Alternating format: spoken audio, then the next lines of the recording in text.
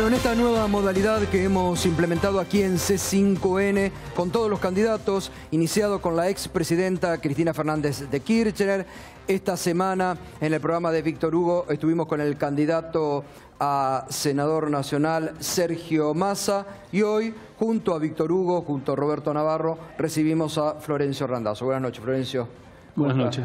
Muy bien. Mucho tiempo sin hablar, ¿eh? Sí, bastante. A ver, yo creo que lo más prudente fue llamarme a silencio. Yo no soy ni panelista de televisión, ni soy denunciador serial, ni desempeño ningún cargo público. Y me pareció que era prudente respetar a un gobierno elegido constitucionalmente y darle tiempo porque en ese gobierno seguramente estaba la ilusión de millones de argentinos que querían que le vaya bien, incluso aquellos que no le habían votado. Más allá de esto, a 60 días de haber asumido Macri, fui invitado a la inauguración de la electrificación del ramal Roca, La Plata, que es una obra realmente muy importante, es una obra que estuvo parada más de 40 años y la hicimos nosotros. En ese momento yo dije ahí que estaba preocupado por los niveles de inflación, por el incremento de tarifa y por la desocupación. A 60 días de haber asumido el gobierno de Macri. Pero esas fueron las razones por las cuales yo creí que lo más conveniente y prudente era llamarme a silencio. Más allá de que, por supuesto, esas expectativas, esas ilusiones, esas esperanzas se fue desvaneciendo rápidamente porque, bueno, quien no tenía trabajo hoy tiene menos posibilidad de conseguirlo, el que tiene miedo a perderlo, incluso muchos lo están perdiendo. Muchos interpretaron ese silencio como un acompañamiento al gobierno de Macri por parte suya. No, eso es tener mala intención, al contrario. Yo, ¿sabe qué, Gustavo? Yo no destiño. Yo soy un militante de la política desde muy joven, desde los 16 años, y siempre estuve en el mismo lugar. Yo jamás voy a hacer una cosa como esa porque aparte estoy en las antípodas del gobierno de Macri. Y soy un hombre que tengo convicciones y tengo valores. Si hubiera tenido ese espíritu, seguramente hubiera aceptado ser candidato a gobernador, hubiera aceptado ahora acompañar a Cristina. Yo no pienso de esa manera. ¿Y por qué no aceptó acompañar a la expresidenta? Porque tengo diferencias con Cristina y las he conversado amablemente con ellas. Primero porque me parecía importante que la selección del candidato del espacio se haga a través de la gente, no del dedo de los dirigentes. No es tan complicado esto. De hecho, la PASO, el sentido que le dimos a la PASO, recuerdo en el momento que dimos a un amplio debate, Cristina dice: flaco, tenemos que fortalecer los partidos políticos. No puede ser que esa decisión quede en manos de pocos dirigentes o de padrones enviciados, que finalmente terminan decidiendo quién es el candidato. Ese fue el primer punto, que logramos un acuerdo importante en las primarias abiertas, simultáneas y obligatorias. Y el otro gran punto fue terminar con la presión de los medios de comunicación en relación a los gastos de campaña. El 90% de los egresos en una campaña estaban vinculados a los medios de comunicación. Y ahí dijimos: la publicidad audiovisual en campaña para darle independencia a la política, que es un tema que yo muchas veces me fanatizo con esto, ¿no? La idea de la autonomía de la política, la emancipación de la política por encima de cualquier interés, nos hacía mucho más fuerte, si era gratuita. Esos fueron los dos aspectos de la PASO. Por eso yo, soy coherente con esto. Creí que fue un error no permitirme participar en las PASOs contra quien era gobernador en ese momento, con Daniel Scioli. Lo había reiterado en varias oportunidades durante mucho tiempo, que no iba a ser candidato a gobernador, que quería participar de la PASO porque me parecía que fortalecía el espacio político al cual yo adhiero, porque era una forma de darle fortaleza al candidato, cualquiera sea el resultado, si ganaba Scioli o ganaba yo, seguramente hubiéramos tenido mayores posibilidades en una primera vuelta. Esas fueron las razones. ¿Por qué no lo hizo, Florencio? En aquel momento no tuve oportunidad, Víctor Hugo. Le cuento con un enorme dolor, porque yo estuve muy comprometido con el gobierno durante muchos años. Creo que honré al gobierno con mis actitudes, con la gestión, con el compromiso que le puse, la garra. Y había hablado en varias oportunidades con Cristina en relación a ser candidato en las PASOs. Recuerdo la primera charla fue el 13 de noviembre del 2014, que le dije, mirá que voy a ser precandidato a presidente. Cristina salía de un estado convaleciente, de un problema de salud. Habíamos terminado de estatizar el Sarmiento después del episodio que habíamos tenido en octubre. Y le dije, mirá, yo creo que este espacio necesita tener candidatos. Si no, el peronismo, que es un partido de poder, va a ir a brevar a la figura de Daniel Scioli, con total sinceridad. Y no creo que lo más conveniente, creo que lo conveniente es que el espacio tenga varios candidatos. Y yo quiero ser precandidato a presidente.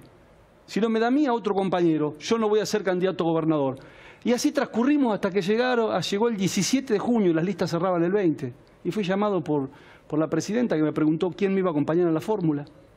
Le señalé en aquel momento las dos alternativas. Una alternativa era con Carlos Zanini, que me pareció una fórmula demasiado dura. Y otra alternativa era reeditar la concertación. Recuerdo que Cristina me preguntó, ¿y qué es la concertación? ¿Qué es reeditar la concertación? Que me acompañe Claudia Zamora. Es la primera vez que cuento esto.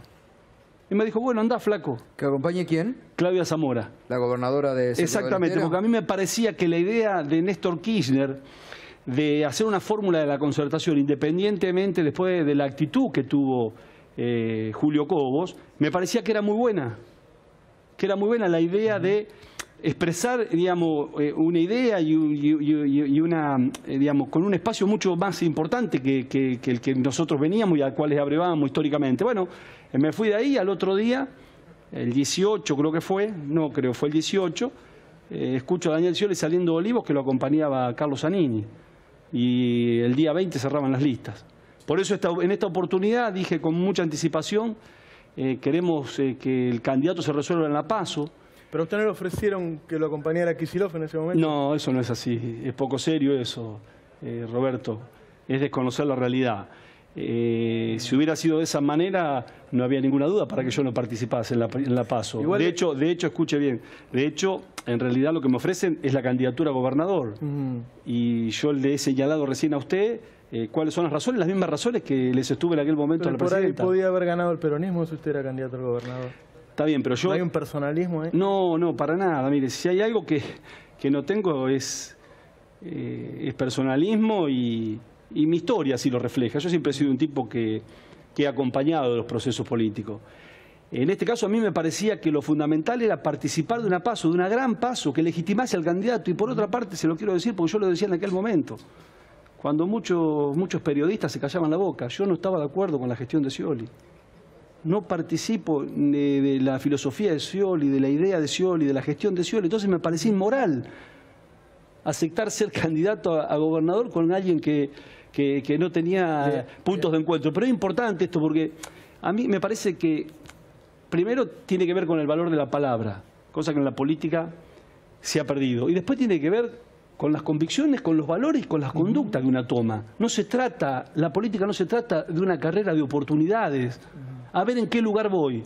Algunos no entendieron en ese momento. Gente cercana a mí, flaco, no te entendemos. ¿Cómo vas a dejar la gobernación de la provincia de Buenos Aires?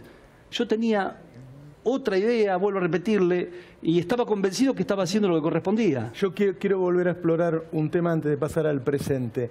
Desde que asumió Mauricio Macri, primero quitó las retenciones y devaluó, los alimentos se fueron a un lugar en donde mucha gente empezó a pasar hambre. Después vino el tarifazo y hubo una lucha y tuvo que volver atrás. Después quiso meter 2 jueces por decreto y lo frenaron. Y fue haciendo una serie de cosas que generaron sufrimiento en la población. Y hubo resistencia y a veces tuvo que dar vuelta atrás por esa resistencia. Resistencia de una parte de la clase política, de los sindicatos, organizaciones sociales y de periodistas también. Y yo creo que eso redujo los daños y evitó sufrimiento del pueblo. Y entonces me pregunta un poco más profunda y referido a lo mismo que dijo el gato, ¿por qué no ayudó a evitar el sufrimiento del pueblo este año y medio? ¿Pero quién le dice que no ayude? ¿Usted le llama a ayudar a aparecer en los medios de comunicación? Y así ser relator de la realidad. Yo no creo en eso. Yo no creo en eso. Yo he ido a fábricas, de hecho he estado en fábricas de calzado en La Matanza, he estado en fábricas textiles en el pueblo de Villafrandia, he estado hablando con muchos comerciantes que tienen dificultades, he estado hablando con la Cámara del Cuero, con toda la pequeña y mediana empresa, donde están asistiendo a una combinación que es diabólica. es un consumo interno que se ha caído ferozmente, un ingreso de importaciones realmente alarmante, que no tiene ninguna explicación, tasas de interés sumamente altas, es decir, la combinación es absolutamente explosiva. Ahora, yo he defendido de mi lugar, vuelvo a repetirle, yo no tengo cargo público, no soy opinador profesional, no doy vuelta, no ando dando vueltas en los canales de televisión, no soy denunciador, lo acompañé desde mi lugar. Florencio, y es importante por eso esta primera aparición y esta posibilidad de hablar así de todos los temas, porque mucho se ha hablado en estos meses o en estos días. El diario Clarín, por ejemplo, Clarín publicó el lunes que el gobierno lo auxiliaba a usted dando ayuda a través de intendentes que se habían quedado en su espacio, que Frigerio... Diario Clarín, ¿eh? ¿Qué tiene que ver con lo de Clarín? ¿Usted le cree Clarín? Yo no leo habitualmente. Por eso. Lo leo en la radio. Por eso es importante, porque usted trabajó muchos años. Pero digo, lo importante ahí, Gustavo, es como, a ver, ¿a quién se le ocurre que yo porque estoy... Porque está esta idea, pero no, se lo pregunto francamente. Pero ya lo sé. No es una chicana. Pero ya lo sé, Gustavo. Esta es la posibilidad de que usted habla ya lo sé, y de Gustavo. Justamente sacar a luz. Está esta idea de que usted va a ser funcional al gobierno para sacarle votos al peronismo. Pero escúcheme, Gustavo, eso es ofender la inteligencia de la gente. Yo me he quedado en el lugar que estuve siempre, en el peronismo. Este peronismo que integró el Frente para la Victoria durante muchísimos años.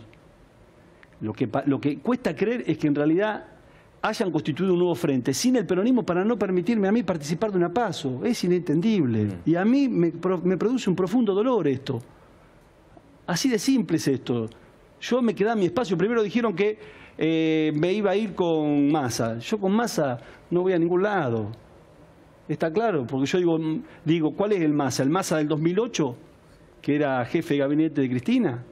¿El del 2009, que fue candidato testimonial? A mí Kirchner en aquel momento, le cuento una anécdota también, estábamos Massa y estaba yo, y nos propuso, tienen que ser candidatos testimoniales. Y yo le dije, mirá, Néstor, yo no voy a ser testimonial. Me parece que es un papelón eso. De cualquier manera, te voy a garantizar el triunfo en Chivilcoy. Fue una de las pocas ciudades que ganó. Y no fui testimonial yo. Yo tengo coherencia, tengo conducta. Y no me parece que eso...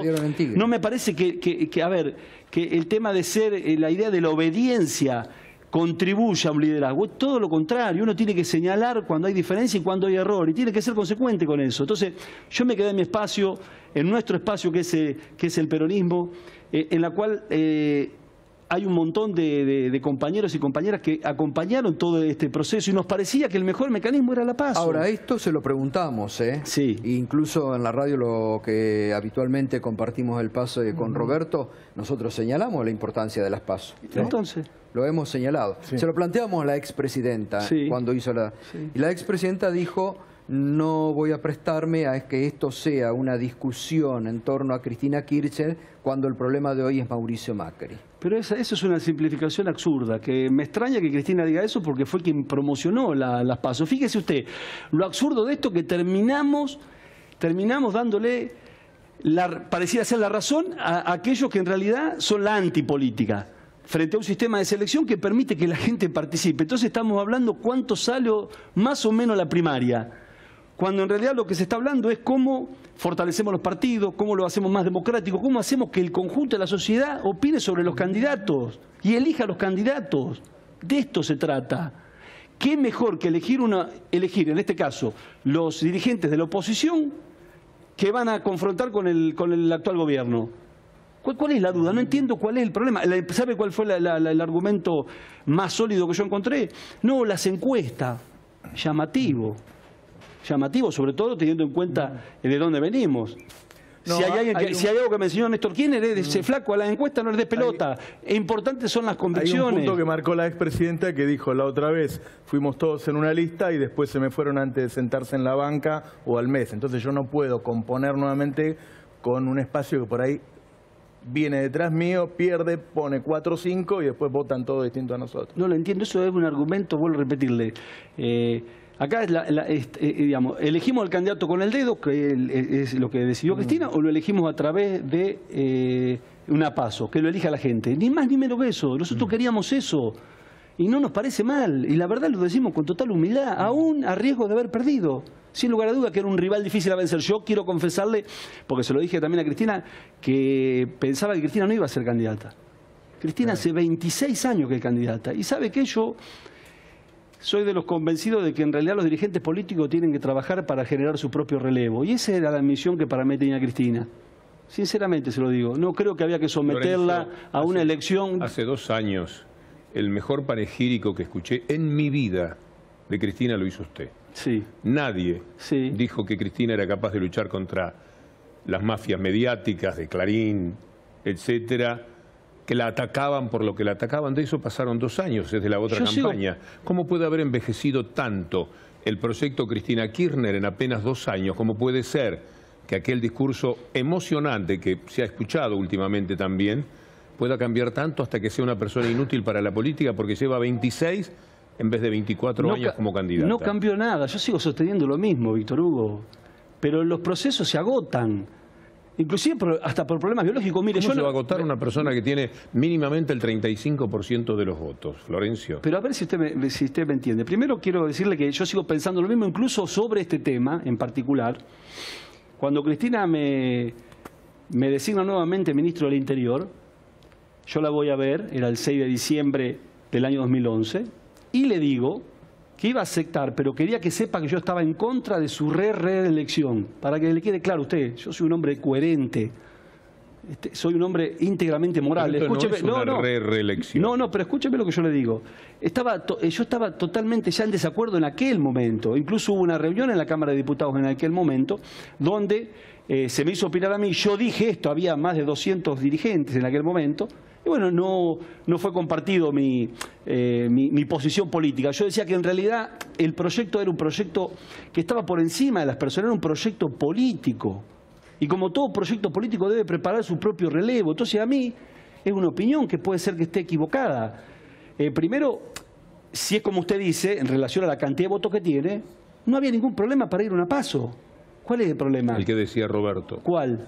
La el de los candidatos que se filtran. Creo que lo manifestaba es decir, fundamentalmente en la lista movimiento Evita, que se separó. Podía entrar mucha gente que ya la traicionó. ¿Pero por qué traicionó? Bueno, ¿qué palabra? Perdón, retiro la palabra. ¿Cuál quiere usar? ¿Por qué cuando hay diferencias? ¿Por qué cuando hay diferencias al mes? Pero ¿por qué cuando hay diferencias se los trata de traidores? A gente que en realidad puso en la lista, la puso Cristina. Pero explíqueme, Víctor Hugo, yo no puse a nadie en la lista. Se equivocó en ese caso. Entonces teníamos que dejar que vaya un proceso de paso. Si no, con ese argumento no habría elecciones. Bueno, la gente que le dio contra, saquemos la palabra traición, si no queda cómoda, pero se le fue gente que fue bajo el ala de ella, es decir, gente que no tendría 17 votos, fue votada porque estaba con Cristina Fernández de Kirchner. Eso no me haga cargo a mí.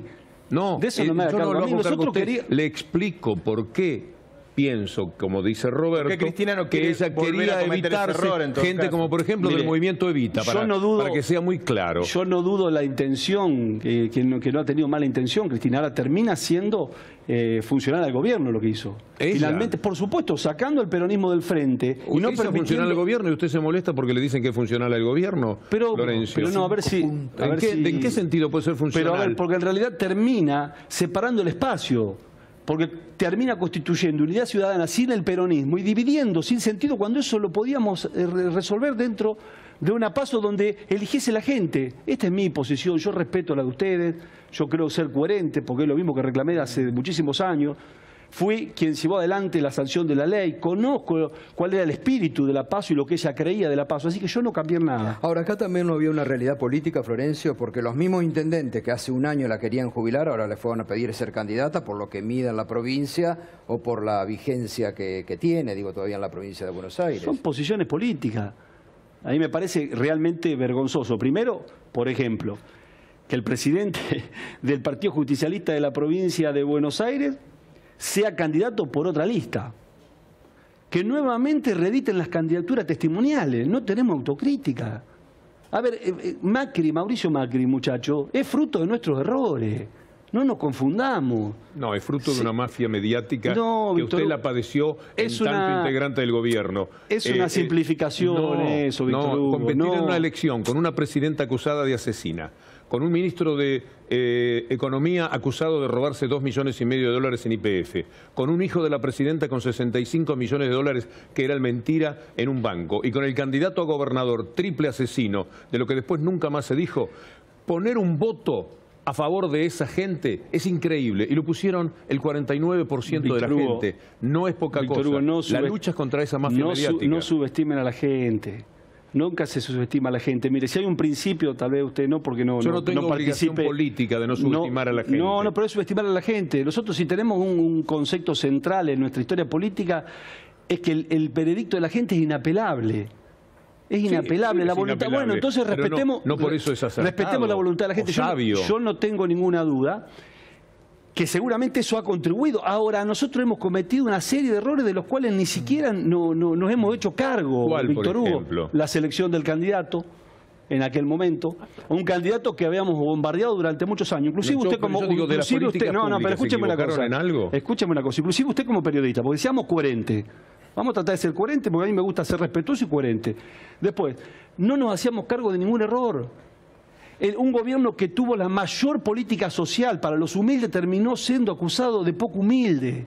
Una actitud de soberbia. Mire, eso lo marca el periodismo del que estamos hablando. La lucha no es contra Macri, incluso la suya. La lucha es contra un poder establecido, un poder real, de lo cual lo más importante es la mafia mediática. ¿Usted sabe o no sabe que Clarín es mafia mediática? Pero pero no es un problema de Clarín, Víctor Hugo, no es un problema de Clarín. ¿No? Es un problema de todos los monopolios que en realidad defienden intereses por encima del interés general. Yo sabe lo que tengo, la convicción de que soy un hombre autónomo y defiendo la política emancipada de cualquier factor de poder, de los diarios, de los medios de comunicación. Déjeme una cosa. Cablevisión, multicanal. Víctor Hugo, no haga un problema. ¿Puedo poner un ejemplo de eso? ¿Por qué las acusaciones judiciales son solamente con la gente que se queda cerca de Cristina y todo el que se aleja para un lado o para otro deja de ser perseguido por los medios y la justicia? No es así, Roberto. No es así. Acusaciones tenemos todos. ¿Cuál es la actitud que nosotros tenemos frente a las acusaciones? Yo, por ejemplo, en la radio de Víctor Hugo, en pleno proceso de debate con el campo, yo defendía al gobierno, porque yo no desteñé nunca. Fui acusado en el programa de Víctor Hugo, 15 minutos antes que cierre el programa, de que había comprado una estancia. ¿Sabe qué hice yo? No acusado por mí, Clarín. No. En aquel momento por el delincuente que era de la sociedad rural de Bedia. Ustedes, por supuesto, que tenían responsabilidad como medio, porque deberían haber checado lo que yo chequeé en 15 minutos. Faltando 15 minutos para terminar un programa, no, hay un programa el otro día. Pero era muy grave la acusación y yo era ministro. Y había una pelea con un sector muy poderoso, que era el campo. ¿Sabe qué hice yo? Le inicié un juicio. Gané en primera instancia, gané en la Cámara, gané en la Corte y me indemnizaron, para que tenga claro. Esa es la actitud que uno tiene que tener. Y si hay una acusación, discúlpeme, si hay una acusación política, si hay una acusación injusta, lo que hay que hacer es salir a dar la cara y explicarle a la sociedad. ¿Lo dice por debido? No, en general lo digo. En general. Porque algo leí de la opinión sobre debido. Yo no estoy de acuerdo con los fueros. En ningún caso, ni para Debido, ni para Macri, ni para Cristina, ni para Randazzo. Permítame este razonamiento. Sí. Una denuncia hecha por un empleado de Macri en Boca, barra brava, como Stornelli, que funciona políticamente, aceitada por el mecanismo mafioso del grupo Clarín, que pone eso en primera plana. Un elegido por el pueblo tiene que apartarse de los fueros por lo que dice esa troika de poder mafioso. Pero a ver si usted me entiende, Víctor Hugo. Yo creo que hay jueces honestos, deshonestos, fiscales honestos, deshonestos. Yo no voy a hacer una valoración de ese tipo porque... No, pero yo hago una valoración política. Pero la valoración política, olvídese de Stornelli. A mí me da la impresión de que una sociedad que se ha sentido absolutamente bombardeada, diríamos, por los factores de poder en relación al prestigio de la política, ¿sí?, debe encontrar en los dirigentes políticos una actitud de grandeza, diciéndole, mire, yo me desprendo de los fueros, ¿sabe qué? Júgueme como cualquier hijo de vecino. Esto es importante. Pero le quiero hacer una pregunta. ¿Usted sabe, Florencio, que el juicio, si Debido no renuncia a los fueros, se hace lo mismo? Pero por supuesto, por eso me parece... ¿Y por qué va a renunciar? Pero por eso él es representante del pueblo, él es de alguna manera responsable. Pero por eso mismo, Víctor Hugo, lo va a sacar el diario Clarín, pero no lo va a sacar Stornelli, pero es barra brava de Boca, es justo eso. Es al revés, Víctor Hugo, no hable de un caso puntual. Bueno. No estoy hablando de un caso puntual, yo creo que en realidad no debemos defender los fueros para nadie y tenemos que someternos a la justicia y darle explicaciones a la sociedad. Esta es mi posición cada vez política. Que Mañeto señale que alguien ha cometido un delito, yo renuncio a mis fueros, a mis puestos y pongo las manos simplifique así, las cosas, Víctor Hugo, no es una simplificación de ese tipo. No es una simplificación de ese tipo. A mí me parece, vuelvo a repetirle, ¿Usted no cree que Clarín está operando contra debido? ¿Sí o no? ¿Usted leyó hoy Clarín? Víctor Hugo, a mí me parece que... La campaña que hace contra los diputados y el juez. No leo los diarios. Bueno. Pero ninguno. ¿Esa época? Porque creo poco en todos. En todos los multimedios. Hay diarios que no mienten. Página 12 no miente. Clarín miente y La Nación miente. Es relativo lo que usted dice. Página 12 hace poquitos días escribió Berbisky una nota que mentía en todo lo que decía. Así que es relativo. Para mí es imposible considerar eso. Es relativo. Dígame una mentira. Es relativo. Dígame una mentira que se ha dicho Berbisky. Vuelvo a repetirle, por ejemplo, que a mí me financiaba la campaña Vidal. Y que hablaron luego con un hermano mío en Chivilcoy. Es una apreciación. No, pero no, Víctor Hugo. Pero no es un dato, medios, no es una información. No quiero hacer una polémica con usted. Yo creo que los medios, en términos generales... judicial en Argentina o no. Vuelvo a repetir. Que lo ha reconocido gente, Alberto lo reconoció, el Chino Navarro. A mí primero me dolería mucho que en realidad, de comprobarse que Cristina, puntualmente, está involucrada y comprobado que tuvo un hecho de corrupción, me dolería enormemente porque yo estuve 8 años con Cristina. ¿No cree que ya es incomprobable? Pero a ver si me entiende, Víctor Hugo. De todos han dicho de todo. Yo digo, nos sometemos a la justicia y a las explicaciones públicas, que es lo que por lo menos considero yo y hago yo, frente a cualquier acusación, como le señalaba, por ejemplo, la del campo. Yo lo que Florencio, me quedé... hoy por hoy, a ver, ¿cómo se para frente al gobierno de Macri y cómo califica al gobierno de Macri? De acá a este presente que es bastante duro hacia el futuro, ¿no? Y sobre todo teniendo en cuenta las elecciones ahora que se vienen. Este es un gobierno absolutamente insensible, es un gobierno de rico que gobierna para rico, es un gobierno de pocos, absolutamente de pocos, y creo que en realidad ha perjudicado a todos los sectores. A los que no tienen trabajo, como le señalaba recién, se hace cada vez más difícil conseguirlo. A los que tienen la incertidumbre de perderlo y muchos los han perdido, ¿sí? Porque no tienen sensibilidad para entender lo que implica el trabajo, lo que significa el trabajo en la construcción social, digamos, vinculada a la familia, a los valores. El comerciante, el pequeño comerciante, tiene miedo de bajar la persiana, le han aumentado las tarifas enormemente y se le han menguado las ventas. La industria, recién decíamos, una combinación explosiva. Por si eso fuera poco, sacan las pensiones a los discapacitados, le cortan los medicamentos a los jubilados. ¿Qué quiere que le diga yo?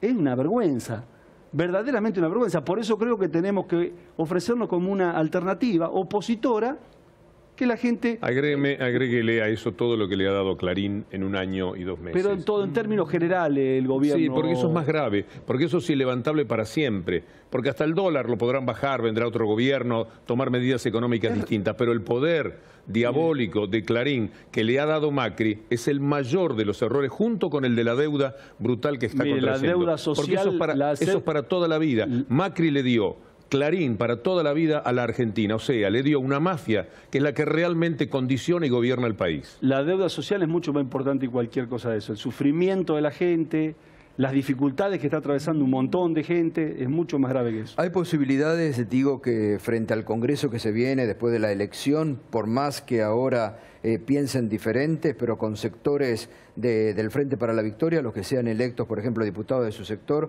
haya una comunidad de ideas o de un frente común? Porque la verdad que durante este último año y medio el Congreso ha sido la oposición bastante light, ¿no? Ha permitido muchas cuestiones. Nosotros tenemos claro que no vamos a hacer nada, absolutamente nada, que atente contra quienes defendimos históricamente y seguimos defendiendo. Está claro cuál es nuestro objetivo, no es demasiado, digamos, difícil de entender.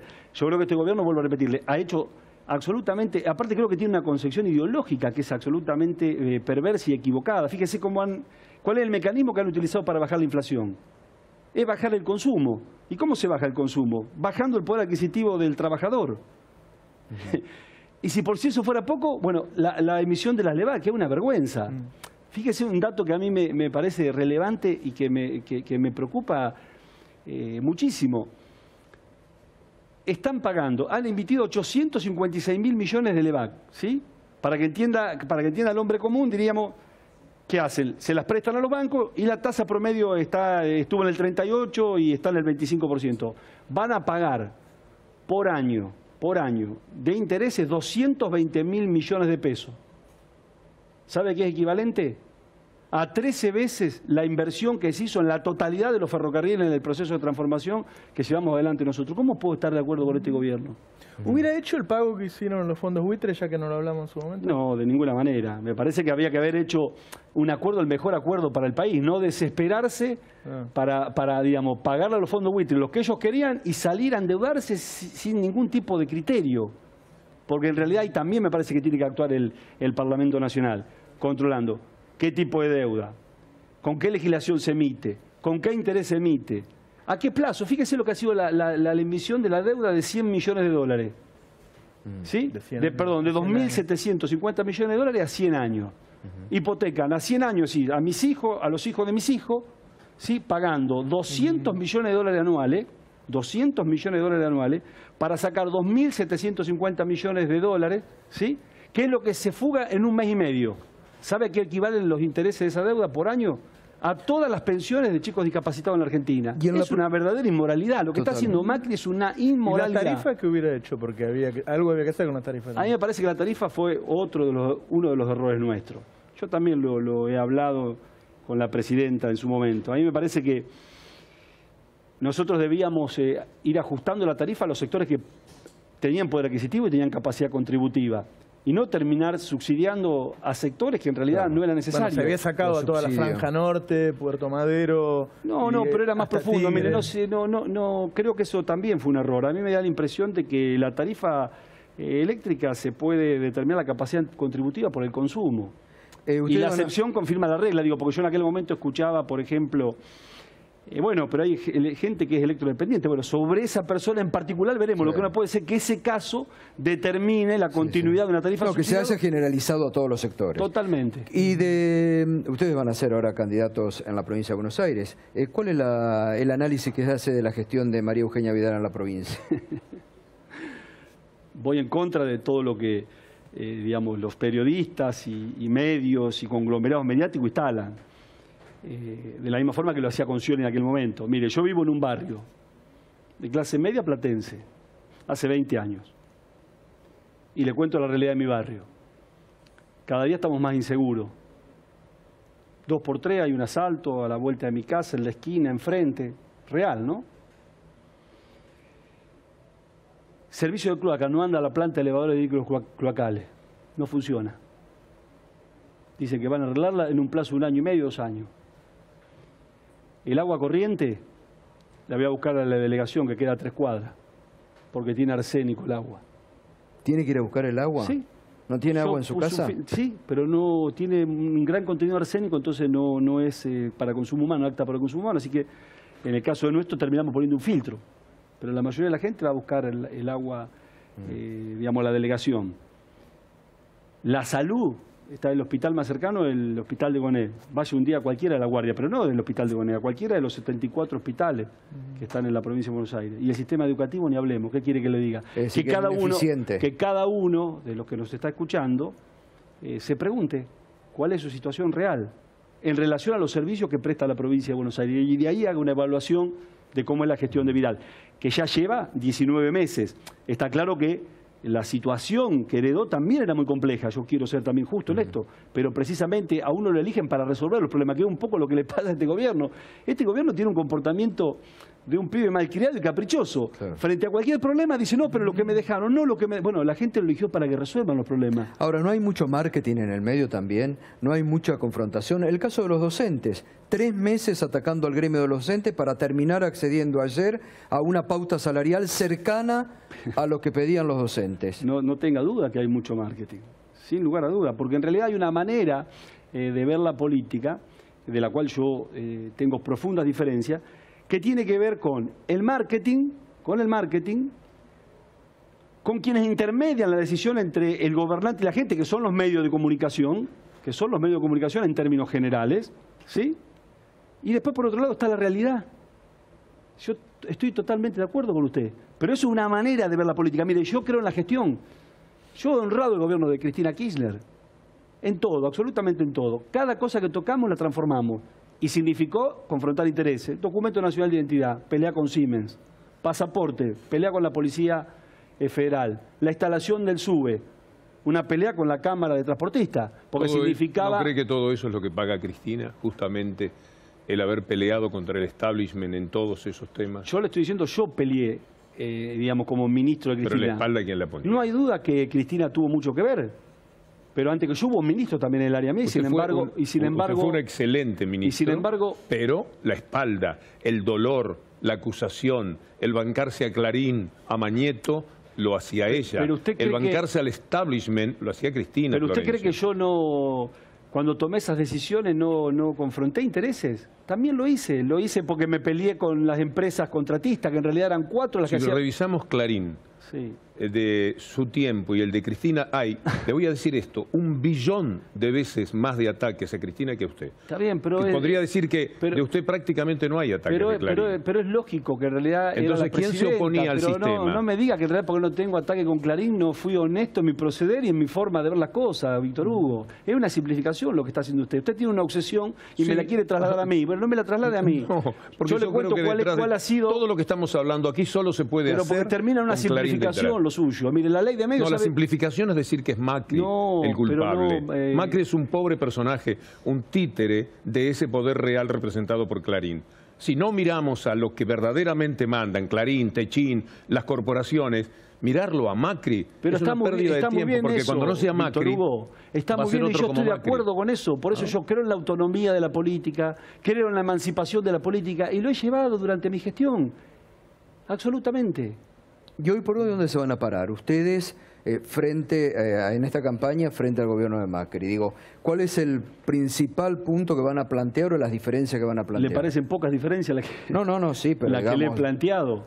Nosotros creemos que hay que ponerle sociales que lo acompañan a usted también. Por supuesto. Hay movimientos sociales, hay compañeros de algunos intendentes, hay, digamos, compañeros de otras fuerzas políticas que nos acompañan. Nosotros queremos poner un límite a Macri, dando este debate, discutiendo estas cosas y siendo absolutamente honestos de lo que pensamos y lo que creemos. Ni más ni menos que esto. Está claro cuál ha sido nuestra historia y cuáles son las diferencias que nosotros hemos tenido. Y yo se la he manifestado a Cristina, como recién le señalaba a ustedes, en relación a la falta de autocrítica, en relación de no entender que en algunas cosas nos equivocamos.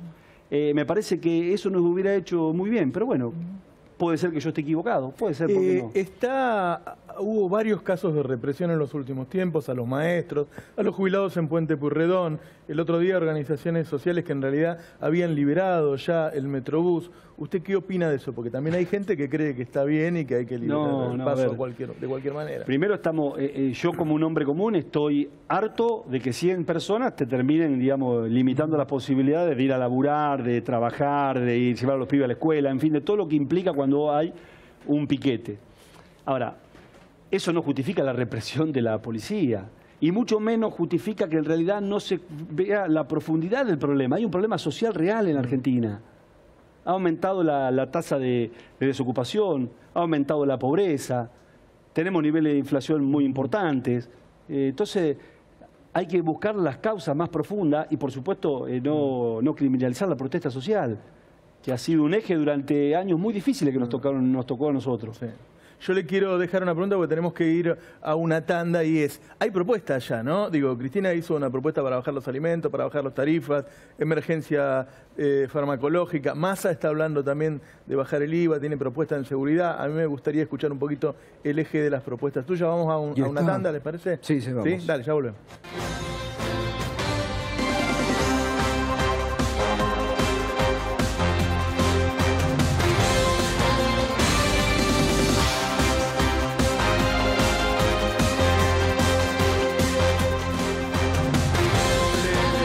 Diciendo a Florencio Randazzo que los distintos candidatos, ya estuvo Cristina acá, estuvo Massa, plantearon algunas primeras propuestas y queríamos escuchar cuáles eran las suyas.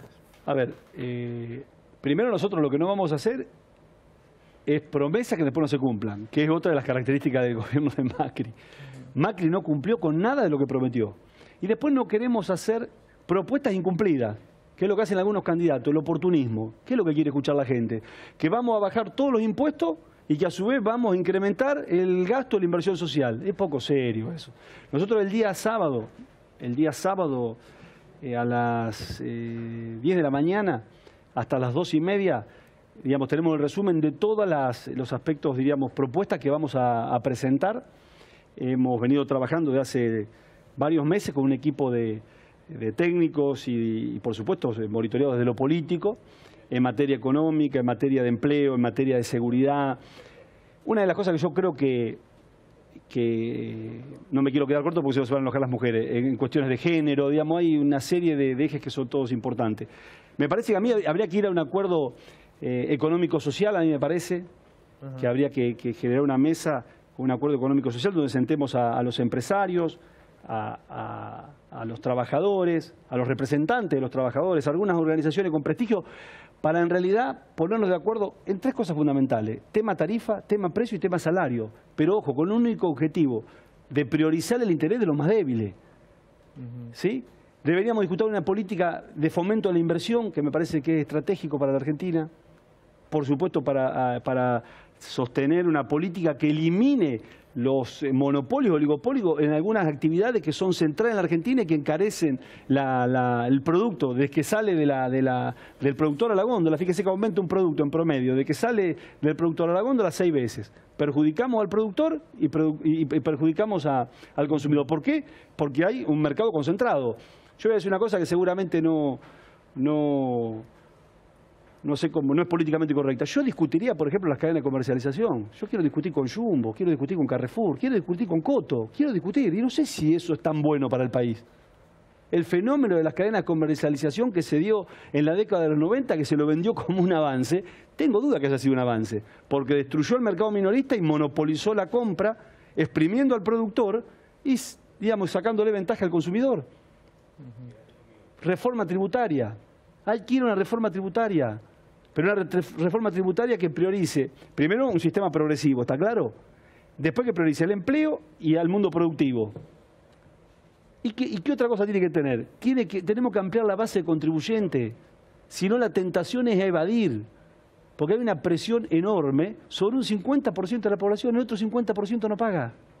Y hay mecanismos que podemos utilizar para ir avanzando en ese sentido. Este gobierno hizo todo lo contrario. Por ejemplo, le sacó el 5% del crédito a quienes en realidad consumían del IVA, de devolución del IVA, a quienes consumían con la tarjeta de débito.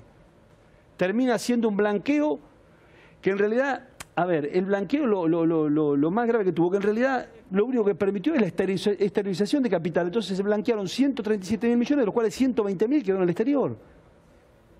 Me parece que en realidad tenemos que discutir estas cosas. ¿Y por qué cree que el gobierno actúa frente a determinados temas con tanta impunidad, con tanta liviandad? Primero, hoy, por ejemplo, frente al marco de despidos que hay, estábamos viendo recién en el programa, en Zárate, en una semana, 1.200 despidos para una comunidad como Zárate, es tremendo.